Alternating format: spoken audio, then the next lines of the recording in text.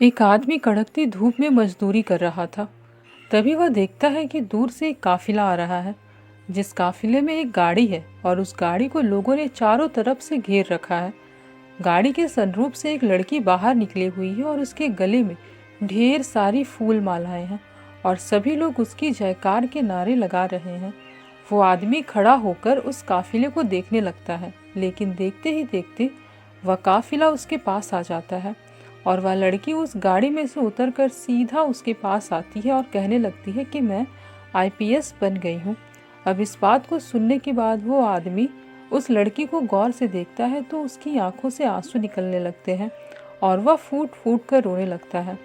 दोस्तों, कौन थी वह लड़की और कौन था वो आदमी जो वहाँ मजदूरी कर रहा था? आइए जानते हैं पूरी कहानी की सच्चाई इस वीडियो में। लेकिन वीडियो में आगे बढ़ने से पहले आप सभी से निवेदन है कि आप वीडियो को एक लाइक कर दीजिए और हमारे यूट्यूब चैनल को सब्सक्राइब कर लीजिए। दोस्तों, बिहार के एक गांव में एक गरीब परिवार रहता है। उस परिवार में पिता और उसकी पुत्री सौम्या रहती थी।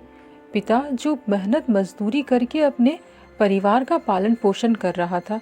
पिता का नाम रामदयाल होता है। रामदयाल जी की पत्नी की मौत काफ़ी दिन पहले ही हो गई थी और वह खुद अपनी बेटी का पालन पोषण कर रहा था। रामदयाल जी की बेटी भी बहुत मेहनती थी। धीरे धीरे समय गुजरता है और समय के साथ साथ बेटी 12वीं कक्षा में आ जाती है। रामदयाल की बेटी पढ़ने लिखने में बहुत होशियार थी और इस बात को सौम्या के टीचर भी जानते थे। अब सौम्या की 12वीं कक्षा की परीक्षा हो जाती है और परीक्षा होने के बाद उसका जैसे ही रिजल्ट आता है वह पूरे गांव में सौम्या की वाहवाही होती है, क्योंकि सौम्या ने पूरे जिले में टॉप कर दिया था। और यह बात सौम्या के पिता रामदयाल जी तक भी पहुंचती है। अब रामदयाल जी इस बात को सुनकर कुछ ज़्यादा तो समझ नहीं पाते, बस इतना समझते हैं कि उनकी बेटी ने कोई अच्छा और बड़ा काम किया है, क्योंकि दोस्तों रामदयाल जी खुद ज़्यादा पढ़े लिखे नहीं थे, तो उन्हें इन सब चीज़ों से कोई खास फर्क नहीं पड़ता था।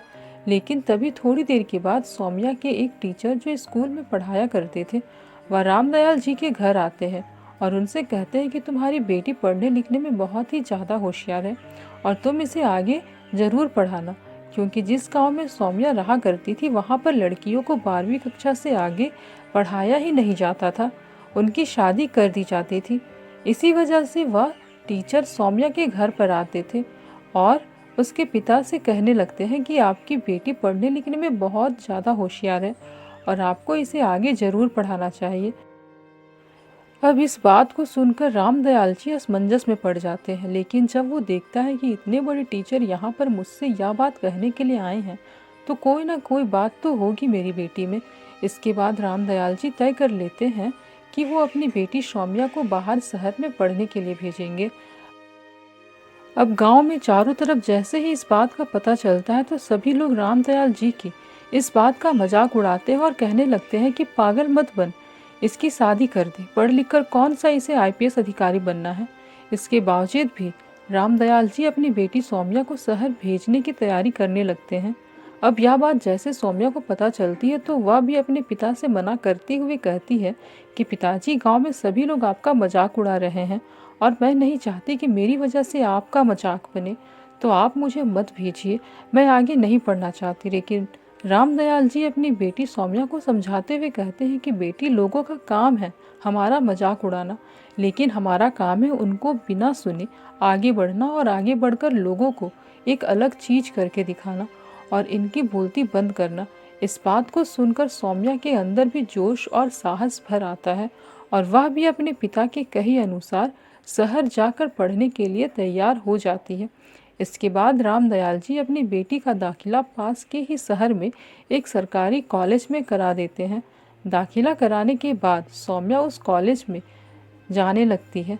अभी उसका पहला ही दिन था और पहले ही दिन वो कॉलेज में जाने से पहले बहुत कुछ सोच रही थी, क्योंकि सौम्या ने जो कपड़े पहने रखे थे उन कपड़ों से बिल्कुल भी नहीं लगता था कि यह कॉलेज में पढ़ने वाली लड़की होगी, क्योंकि उसके पिता बहुत गरीब थे, वह मजदूरी किया करते थे, तो उनके पास साधारण से कपड़े रहते थे और ना ही उसने अपने आप को अच्छे से तैयार किया था। जबकि कॉलेज के अंदर जैसे ही वह घुसती है तो चारों तरफ की चमक दमक देख सौम्या बहुत ज़्यादा डर जाती है, लेकिन फिर भी वो डरते हुए अपने कॉलेज की उस क्लास में चली जाती है जहाँ पर उसे बैठना था। अब जैसे ही वो क्लास के अंदर जाती है तो क्लास में जितने भी स्टूडेंट बैठे हुए थे वह सभी सौम्या की तरफ एक अलग ही दृष्टि से देखने लगते हैं कि मानो उनकी क्लास में कोई अलग दुनिया का इंसान आ गया हो। वो सभी सौम्या को घूर घूर कर देखने लगते हैं। इसके बाद सौम्या पीछे वाली बेंच पर जाकर चुपचाप बैठ जाती है और लोगों को इग्नोर करते हुए पूरे दिन पढ़ाई करती रहती है। अब छुट्टी का समय आता है तो शाम के समय सौम्या अपने घर आ जाती है, क्योंकि शहर की दूरी गांव से लगभग 20 किलोमीटर थी। सौम्या घर आ गई थी और आज कॉलेज में उसके साथ जो कुछ भी हुआ उस पूरी बात को अपने पिता को बताने लगती है, लेकिन उसका पिता उसे हौसला देते हुए कहते हैं कि बेटी, चाहे जो कुछ भी हो जाए, लोग कितना ही मजाक बनाए तुम्हारे पहनावे का, किसी भी तरह से बस तुम्हें अच्छे से पढ़ाई लिखाई करनी है।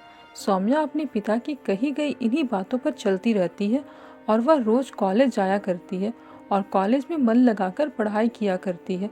धीरे धीरे समय बीतता है और समय के साथ साथ सौम्या के कॉलेज में ही एक लड़की पढ़ा करती थी जो काफ़ी ज़्यादा हाई सोसाइटी की थी। तो वो सौम्या से कहने लगती है कि तू ऐसे क्यों आती है। उसके बाद सौम्या उसे अपनी पूरी कहानी बता देती है।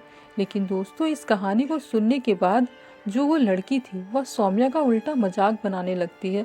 अब सौम्या के बारे में सभी लोगों को पता चल गया था कि यह बहुत ही गरीब घर से है और इसके पिता मजदूरी किया करते हैं।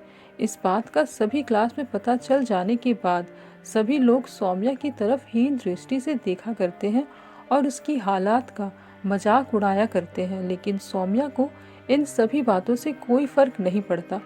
वह अपनी पढ़ाई मन लगाकर करती रहती थी। धीरे धीरे समय बीतता है और उसकी फर्स्ट ईयर कंप्लीट हो जाती है और उसका फर्स्ट ईयर का रिजल्ट आता है तो कॉलेज के जो सभी स्टूडेंट थे जो उसका मजाक उड़ाया करते थे वो सभी हैरान हो जाते, क्योंकि सौम्या जिस यूनिवर्सिटी से वो ग्रेजुएशन कर रही थी उस यूनिवर्सिटी में 10वां अंक प्राप्त किया था और इस अंक को प्राप्त करना किसी के भी बस की बात नहीं थी। अब उस कॉलेज का नाम, जिस कॉलेज से सौम्या पढ़ रही थी, चारों तरफ फैल जाता है और सौम्या का नाम भी चारों तरफ फैल जाता है। यह बात जैसे ही सौम्या के क्लास वालों को पता चलती है तो कुछ लोग तो उससे जलने लगते हैं, लेकिन कुछ लोगों में उसकी इज्जत बढ़ जाती है और इसके बाद कई सारे उसके दोस्त भी बन जाते हैं। धीरे धीरे और समय बीता, उसकी ग्रेजुएशन कंप्लीट हो जाती है। ग्रेजुएशन के हर ईयर में उसने अपने यूनिवर्सिटी में अच्छे अंक प्राप्त किए थे, अपना और अपने कॉलेज का नाम रोशन किया था।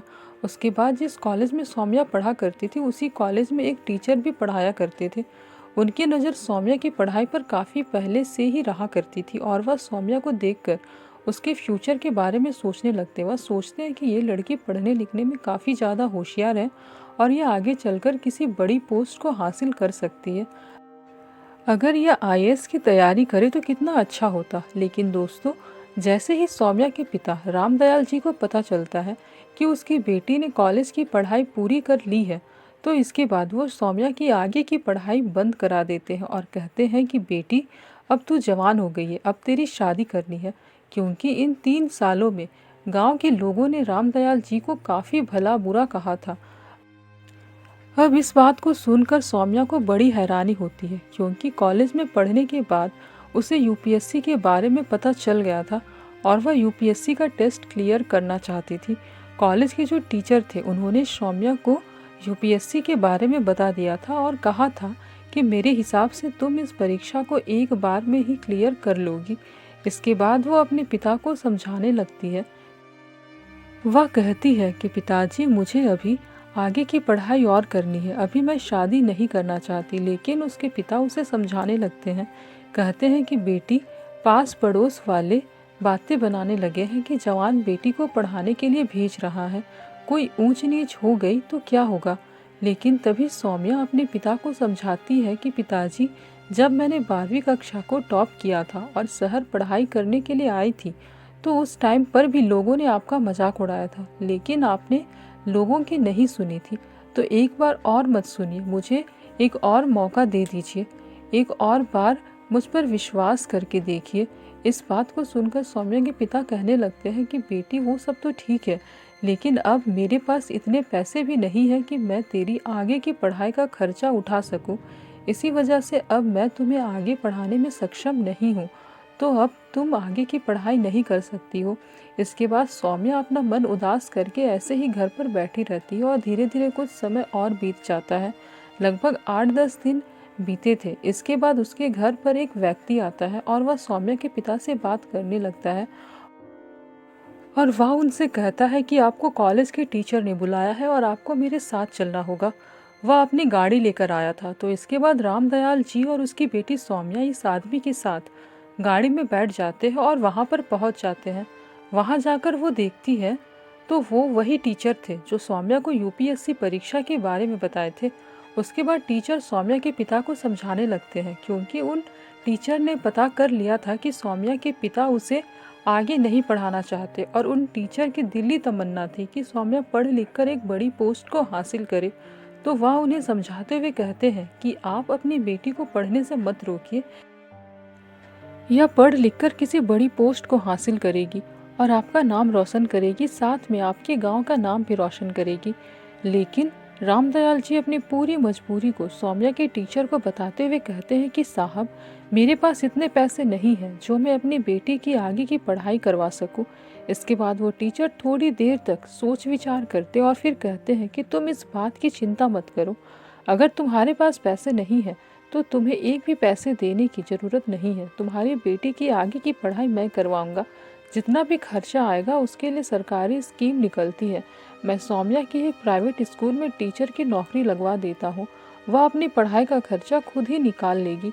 अब इस बात को सुनने के बाद रामदयाल जी भी अपनी बेटी को आगे की पढ़ाई करवाने के लिए तैयार हो जाते हैं और टीचर का हाथ जोड़कर धन्यवाद करते हैं और यह बात तय हो जाती है। इसके बाद रामदयाल जी अपनी बेटी को आगे की पढ़ाई करने के लिए भेज देते हैं। सौम्या भी खूब मन लगाकर अपनी तैयारी करने में लग जाती है। वह टीचर सौम्या को अब दिल्ली भेज देते हैं और एक अच्छे से कोचिंग सेंटर में उसका एडमिशन करवा देते हैं। सौम्या अपनी पढ़ाई का खर्चा खुद ही उठाने लगती है और उसके कॉलेज के टीचर भी उसका पूरा साथ देते हैं। अब सौम्या भी मन लगाकर दिन रात पढ़ाई करती है और पढ़ाई करने के बाद उसने परीक्षा को क्लियर कर लिया और वह एक आईपीएस अधिकारी बन गई थी। अब जैसे ही वह आईपीएस अधिकारी बनती है तो यह बात वह अपने उन टीचर को बताती है और इस बात को सुनने के बाद उसका टीचर बहुत ही खुश हो जाते हैं। चारों तरफ ये खबर फैल गई थी कि एक पिछड़े से गांव की लड़की आईपीएस अधिकारी बन गई है। तो सभी लोगों की भीड़ उसको बधाई देने के लिए वहां पर आ जाती है। जो टीचर होते हैं गाड़ी का इंतजाम करते हैं और उस गाड़ी में सौम्या को सनरूफ के जरिए बाहर निकालते हैं और चारों तरफ लोगों की भीड़ उन्हें घेर लेती है। इसी तरह से वो गांव की तरफ जाने लगते हैं। अब गांव के अंदर यह काफिला चारों तरफ घूम रहा था और घूमते हुए सौम्या के पिता के बारे में जानकारी करते हैं तो सौम्या का पिता एक जगह पर मजदूरी कर रहा था। दोपहर का समय था, तेज धूप थी। इसके बाद वो सौम्या के काफिले को लेकर सीधा वहीं पर पहुंच जाते हैं और वहां जैसे ही जाकर गाड़ी रुकती है तो सौम्या के पिता रामदयाल जी दूर खड़े होकर उस काफिले को देख रहे थे और एकदम से सौम्या उस गाड़ी से उतरती और अपने पिता के पास जाने के बाद कहती है कि पिताजी, मैं आईपीएस बन गई हूँ। अब इस बात को सुनने के बाद रामदयाल जी की आंखों से खुशी के आंसू बहने लगते हैं और वह फूट फूट कर रोने लगते हैं और अपनी बेटी को गले से लगा लेते हैं। इसके बाद सौम्या अपने पिता को अपने साथ लेती है और उसी गाड़ी में बैठाकर गांव में चारों तरफ इधर उधर घूमने लगती है। जो अब तक सौम्या और उसके पिता को भला बुरा बोल रहे थे, वे आज उनकी तारीफ कर रहे थे। अब सौम्या ट्रेनिंग के लिए चली जाती है और ट्रेनिंग के दौरान भी कुछ पैसे मिला करते थे। उन पैसों को वह अपने पिता को दिया करती ताकि वह अपना गुजारा अच्छी तरह से कर ले और उनको मजदूरी करने की ज़रूरत ना पड़े। लगभग 1 साल तक उसकी ट्रेनिंग चलती है और फिर ट्रेनिंग पूरी होने के बाद उसकी पोस्टिंग एक शहर में हो जाती है। वहाँ पर उसे सरकारी आवास मिलता है और उसी आवास के अंदर वह अपने पिता के साथ रहने लगती है। अब जो लोग उसके पिता का मजाक उड़ाया करते थे कि बेटी को पढ़ाने के लिए भेजेगा, कोई ऊंच नीच हो गई तो कौन जिम्मेदार होगा, वह सभी सौम्या को बधाई देने के लिए आते रहते हैं और उसके पिता से बार बार कहा करते कि धन्य है तुम्हारी बेटी जो इतनी मेहनत करके गरीबी से इतने ऊंचे मुकाम को हासिल किया। अब हम भी अपनी बेटियों को पढ़ाया लिखाया करेंगे। यह सब सुनकर रामदयाल जी को अपनी बेटी पर बहुत गर्व होता है। सौम्या उस टीचर का भी बहुत बहुत धन्यवाद करती है और उनसे कहती है कि अगर आपको ज़िंदगी में कभी भी मेरी ज़रूरत हो तो आप एक बेटी के हक से मुझसे कुछ भी मांग सकते हो। मैं आपकी बहुत बहुत आभारी हूँ। अगर आप नहीं होते तो मैं इस मुकाम को कभी भी हासिल ही नहीं कर पाती। इसी तरह से उनका समय व्यतीत होने लगता है। तो दोस्तों, यह थी कहानी एक गरीब लड़की की, जिसने बचपन से बहुत कुछ झेला, लेकिन उसके बाद भी वह आईपीएस अधिकारी बन गई, अपना और अपने गांव का नाम रोशन किया। आप क्या कहना चाहते हो सौम्या के बारे में? आप क्या कहना चाहते हो उन टीचर्स के बारे में? आपकी जो भी राय है हमें कमेंट करके ज़रूर बताइए। अगर कहानी आपको ज़रा भी पसंद आई हो तो हमारे यूट्यूब चैनल को सब्सक्राइब कर लीजिए और वीडियो को एक लाइक भी कर दीजिए और अपने दोस्तों को शेयर भी कर दीजिए। मिलते हैं फिर से एक नई कहानी के साथ। तब तक के लिए धन्यवाद।